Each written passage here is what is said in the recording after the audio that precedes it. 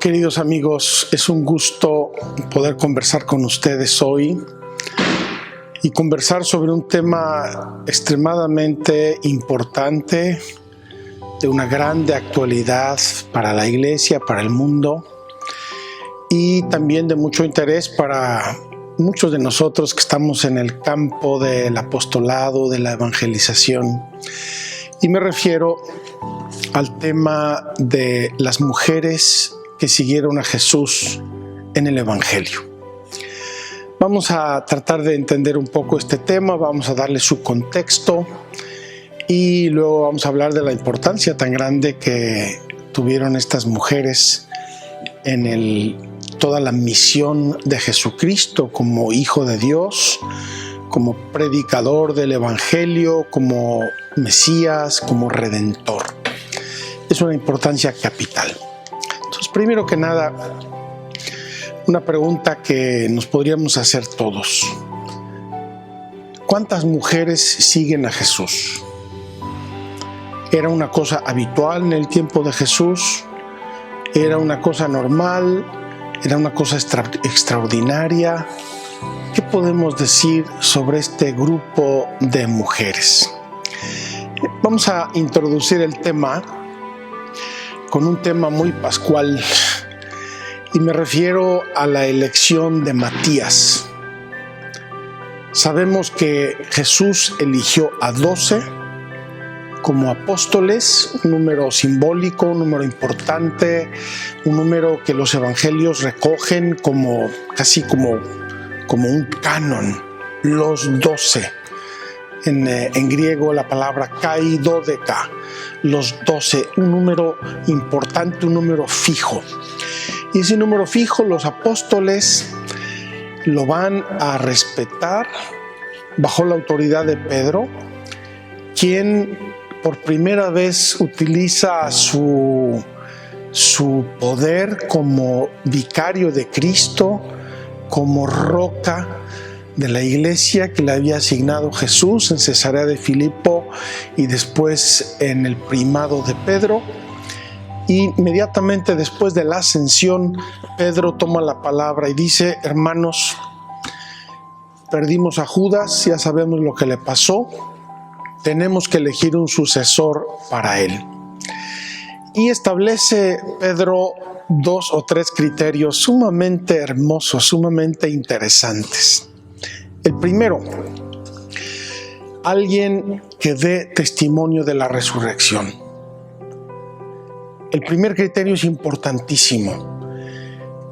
Tiene que ser alguien que vio a Cristo resucitado, alguien que lo experimentó, alguien que va a testimoniar incluso con su propia vida que Jesucristo era el Hijo de Dios, vencedor de la muerte y el que restableció a la humanidad con su pasión, muerte y resurrección.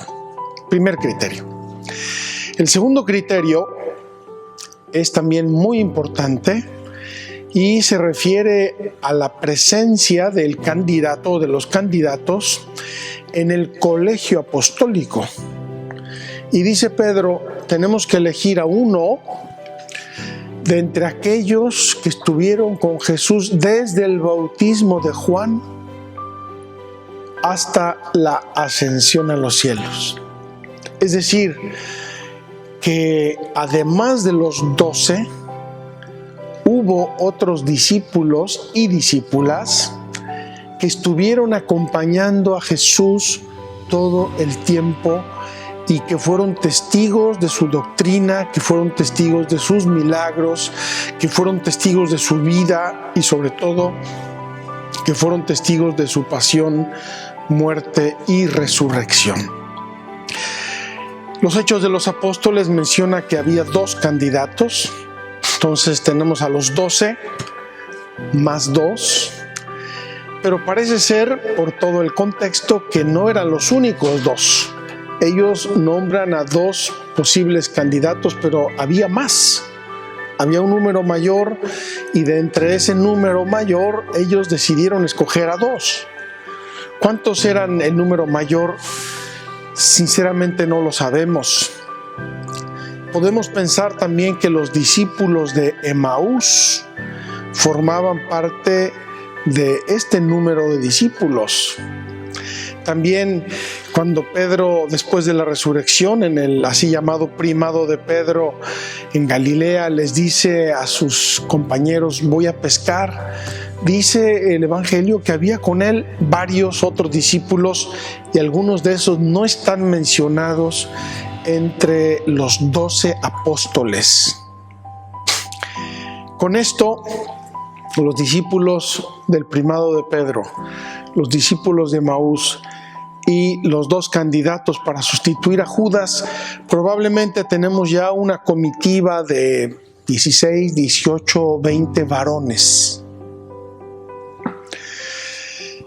Los evangelios nos refieren que Jesús mandó a sus discípulos por delante de él a los lugares a donde iba a ir. Les pidió que fueran a preparar el camino, que fueran a anunciar que él vendría y que iba a visitar esos lugares, iba a estar presente. Y el evangelio menciona 72 discípulos. 72 discípulos, es decir, no sabemos si estos 72 estuvieron todo el tiempo con él, pero parece que eran 72 los que lo seguían más de cerca, los que estaban con él, los que Jesús les encomendó también el ministerio de ir por delante de él, ir a preparar a las gentes, ir a anunciar a los pueblos por donde él habría de pasar. El Evangelio de Lucas, en el capítulo 8, al inicio del capítulo 8, nos menciona un poco este colegio apostólico, este grupo apostólico que acompaña a Jesús, y nos menciona dos cosas. Dice que tres cosas. Dice: Jesús iba predicando el reino de Dios, iba de pueblo en pueblo, de ciudad en ciudad. Jesús estaba en su apostolado, estaba en su ministerio. Y dice: lo seguían los 12 y un grupo de mujeres que habían sido curadas por él. Este texto del Evangelio menciona a tres por su nombre. Habla de María Magdalena, habla de Juana, esposa de Cusa, el administrador de Herodes, de Susana, y dice el Evangelio: y otras muchas. Algunos evangelios traducen y varias. En todo caso, varias o muchas no son 3 o 4, no son 5, ya mencionó a 3, por lo tanto posiblemente estemos hablando de 8, 10 mujeres. De hecho, son numerosos los textos del Evangelio que hablan de este grupo de mujeres que acompañan a Jesús, y curiosamente todos esos textos hablan en primer lugar de María Magdalena. Luego hablan de 2 o 3 mujeres, de 2 o 3 nombres que varían un poco de texto a texto, y todas terminan diciendo: y otras muchas. Y entre las variedades de texto a texto también tenemos como 5 o 6 mujeres. Se habla de Salomé, la madre de los hijos de Zebedeo, que aparece en varios momentos. Se habla de María, la de Cleofás, seguramente una tía de Jesucristo, parienta de la Virgen María. Se habla de la suegra de Pedro, que atendía a Jesús en la casa de Pedro, y siempre que llegaba Jesús a la casa de Pedro, donde era su base, la base de su ministerio, ahí estaba la suegra de Pedro, que lo atendía con mucho amor. Sabemos incluso que un día le hizo un milagro. Ella estaba enferma, tenía fiebre, se lo dijeron a Jesús, y Jesús la curó, y ella se levantó y se puso a servirles. Entonces, como pueden ver, estamos hablando posiblemente de un grupo de 10 o 12 mujeres establemente, y unos 16, 18 varones que acompañaban establemente a Jesús. En los textos de la Pasión aparece nuevamente este grupo de personas especialmente de las mujeres. Dice, estaban ahí mirando de lejos la crucifixión, un grupo de mujeres que acompañaban a Jesús en Galilea y que vinieron con él a Jerusalén. Y después, en los Hechos de los Apóstoles, dice que el grupo de discípulos se quedaron en Jerusalén esperando la venida del Espíritu Santo. Y dice nada más y nada menos que eran 120 discípulos. Habría posiblemente en esos 120 discípulos, desde luego los 12, estas mujeres que ya hemos comentado. Seguramente había familias, parejas o familias enteras, quizá Jairo, el jefe de la sinagoga, al que Jesús resucitó a su hija de la muerte. En fin, tenemos varios textos y varios contextos de lo que pudieron haber sido estos discípulos habituales de Jesús, estos discípulos constantes. Respecto a las mujeres, el texto ya citado del inicio del capítulo 8 de San Lucas nos da un detalle interesante, muy hermoso. Dice, seguían a Jesús un grupo de mujeres que habían sido curadas por él de enfermedades y espíritus inmundos. Significa que eran mujeres agradecidas. Eran mujeres a las que Jesucristo hizo alguna gracia particular, sanándolas, liberándolas, cruzándose por su vida con un efecto salvador, sanador, amoroso, atento, muy personal. Y ellas, parece ser, por ese texto, que en gratitud a Él lo siguen. Y dice también este texto de Lucas, lo siguen y lo sirven con sus bienes. Fíjense qué hermoso.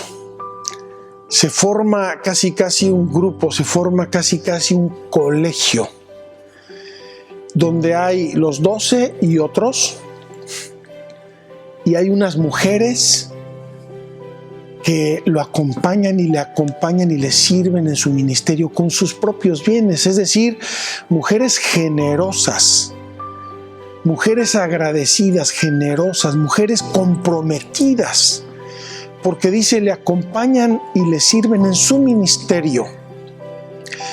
Algunas veces se ha podido pensar o interpretar que estas mujeres acompañan a Jesús y lo sirven cocinando y lavando la ropa. No. Posiblemente lo hacían. Yo supongo que estas mujeres tenían con Jesús y con los apóstoles las actitudes normales de mujeres de su tiempo. Nada que ver, nada de extraordinario. Seguramente, como buenas mujeres, habrán lavado y cocinado. Pero a mí me llama la atención que dice, lo acompañaban en su ministerio. Es decir, le ayudaban, le apoyaban en su misión. Por eso yo he pensado con toda tranquilidad, y me atrevo a afirmarlo, aunque es una interpretación mía personal, que entre esos 72 discípulos que Jesús mandó delante de él, habría muchas mujeres. Seguramente habría mujeres, seguramente entre esos 72 muchas fueron a anunciar con entusiasmo, con amor, porque ellas mismas habían ya experimentado el efecto sanador, el efecto curativo, el efecto benéfico de la amistad con Cristo, de la presencia de Cristo en su vida. Ellas habrían dicho, como dijo Pedro, cuando Jesús les dice, ante el abandono de muchos discípulos que se escandalizan de sus palabras, dice Jesús a los 12, también vosotros queréis marcharos, también vosotros queréis abandonarme. Pedro dice, Señor, ¿a quién iremos? Solo tú tienes palabras de vida eterna. ¿No les hace pensar esta respuesta de Pedro en la presencia de María, la hermana de Marta, a los pies de Jesús, escuchándole? ¿No nos hace pensar en esta mujer contemplativa, enamorada, discípula fiel, que está prendada de los labios del Maestro, de sus palabras, de sus enseñanzas, y que está experimentando esa vida eterna. Pues bien, Jesús, el buen sembrador, el sembrador, va sembrando la semilla de la palabra de Dios, va sembrando el reino de Dios, va sembrando la salvación, va sembrando virtudes, va sembrando bienaventuranzas. Y dice, sin hacer ninguna distinción de sexos, ni de edades, ni de razas, ni de regiones, que hay gente que lo recibe con el corazón bien dispuesto, abierto, humilde, colaborador. Hay gente que lo recibe a medias, a lo mejor se entusiasman, pero se les pasa el entusiasmo y lo abandonan. Hay gente que lo recibe, pero los intereses del mundo, las preocupaciones del dinero, la fama, el qué dirán, opaca completamente la palabra y muere. Entonces, yo creo que entre todos los destinatarios de la obra apostólica de Jesucristo, habría habido muchas mujeres, santas mujeres, mujeres también pecadoras que se convirtieron, mujeres enfermas que se sanaron y que lo siguen. Fíjense qué hermoso. Este grupo, llamémoslo el grupo apostólico, los 12, los discípulos, las discípulas fieles cercanas a Jesús, son las primeras piedras vivas del templo de la iglesia. Y no forzadas. Es imposible que una persona forzada sea piedra viva del templo de la iglesia. Son personas libres. Son personas que aman. Son personas agradecidas. Son personas que valoran la acción de Jesús, su trabajo, su entrega, su ministerio, su palabra, su persona. Son personas que experimentaron que tocar el manto de Jesús habría sanado su corazón o su cuerpo. ¿Y qué hacen todas estas personas? Estas personas parecen estar recogidas entre ese grupo hermoso de 120 que están en Jerusalén después de la pasión, muerte y resurrección, y sobre los cuales va a bajar el Espíritu Santo. Yo tengo una interpretación quizá muy personal de Pentecostés. Yo creo que el Espíritu Santo no solamente bajó sobre los 12 apóstoles y la Virgen María.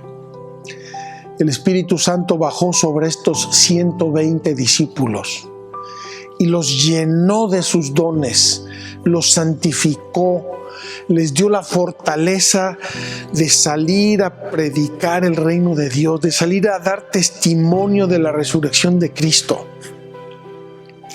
Y entonces aquí viene una pregunta muy seria.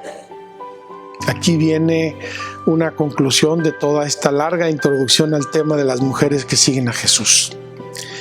¿Cuál fue el papel de estas mujeres después de la resurrección? Si fueron testigos de la vida de Jesús, si fueron testigos de la pasión, muerte y resurrección de Jesús, y si recibieron al Espíritu Santo el día de Pentecostés, ¿qué fue de ellas? Miren, no podemos pedirle peras al olmo. El comportamiento de los varones y de las mujeres en cada momento de la historia está acorde a la cultura, a la mentalidad y a las costumbres de la historia.